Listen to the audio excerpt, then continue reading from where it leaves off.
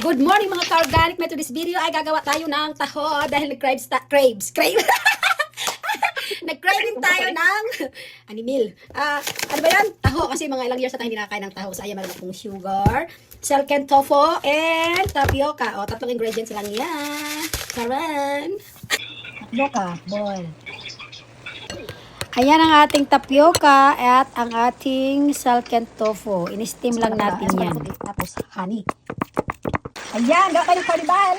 Yes, ayan, malapit na. Hindi siya masyadong pula kasi wala tayong brown sugar. So, ayan ang steamed silken tofu, sago, and caramelized. So, paghalo-haluin na natin yan para makagawa tayo ng taho. Ayan, napakasikat nito sa Pilipinas. Every morning, maraming nagbibinta niyan. Ang laki naman yung lagayan. Ang laki ng lagayan. Tapos, sago. Yung sago. Nagbubuo na yung sago.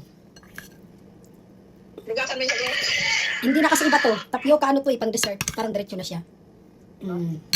Then, yung init pa. Ang ating caramelized. Ganito kulay kay sugar white lang tsaka hinalo ko honey. Wala kasi akong brown sugar. Dapat sinangag mo yung sugar. Para Kaya muna. nag-brown Pwede na to. Craving satisfied. Oh. Diba? Makagawa ka na ng sarili mong taho. So, ayan, for today's video, my own recipe ng taho. After 1 year, 2 years, 3 years, 5 years. Ngayon lang ulit nakakain. So, ayan, let's eat. So, ang aking taho, hindi lang siya ma-brown kasi yung sugar niya, hindi pula. So, ayan lang.